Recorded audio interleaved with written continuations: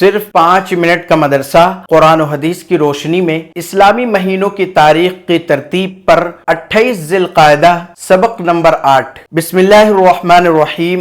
حضور صلی اللہ علیہ وسلم کا معجزہ، نبی کریم صلی اللہ علیہ وسلم کے پانی چھڑکنے کی برکت۔ ایک روز آپ صلی اللہ علیہ وسلم غسل فرما رہے تھے، اسی دوران آپ صلی اللہ علیہ وسلم کی ربیبہ بیٹی زینب بنت ابی سلمہ رضی اللہ عنہا تشریف لائیں۔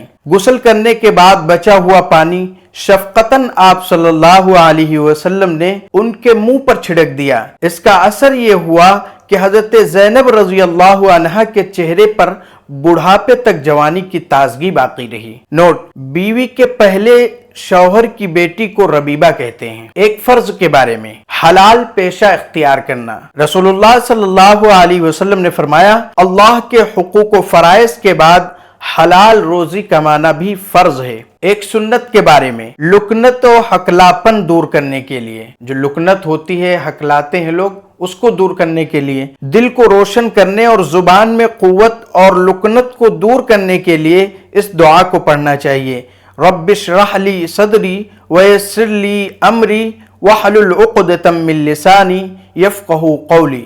ترجمہ: اے میرے رب، تو میرے سینے کو کھول دے اور میرے کام کو آسان کر دے اور میری زبان کی گرہ کو کھول دے تاکہ لوگ میری بات سمجھ سکیں۔ ایک اہم عمل کی فضیلت، حج گناہوں کو مٹانے کا ذریعہ۔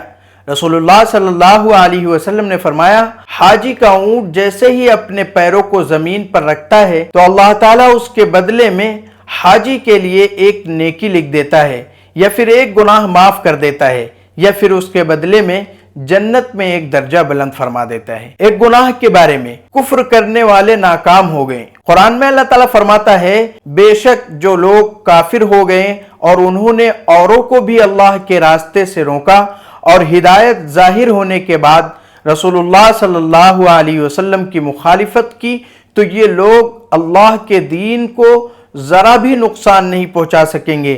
اللہ تعالیٰ ان کے تمام اعمال کو برباد کر دے گا۔ دنیا کے بارے میں، کافروں کے مال پر تعجب نہ کرنا۔ قرآن میں اللہ تعالیٰ فرماتا ہے، تم ان کافروں کے مال اور اولاد سے تعجب میں مت پڑنا، کیونکہ اللہ تعالیٰ دنیا ہی کی زندگی میں ان کافروں کو عذاب میں مبتلا کرنا چاہتا ہے، اور جب ان کی جان نکلے گی تو کفر کی حالت میں مریں گے۔ کافروں کو جو مال اور اولاد دی جاتی ہے، ان کی زیادتی سے کسی کو تعجب نہیں ہونا چاہیے، کیونکہ انہیں اللہ تعالیٰ ان چیزوں کے ذریعے ان کی نافرمانی اور بغاوت کی وجہ سے عذاب دینا چاہتا ہے۔ آخرت کے بارے میں، جنت میں سب سے افضل مقام۔ رسول اللہ صلی اللہ علیہ وسلم نے فرمایا، جب تم اللہ سے سوال کرو تو جنت الفردوس کا سوال کیا کرو، کیونکہ وہ جنت کا سب سے افضل اور بلند درجہ ہے، اور اس کے اوپر رحمان کا عرش ہے، اور اسی سے جنت کی نہریں پھوٹی ہیں، یعنی اسی سے جنت کی نہریں نکلتی ہیں۔ رسول اللہ صلی اللہ علیہ وسلم کی نصیحت۔ رسول اللہ صلی اللہ علیہ وسلم نے فرمایا،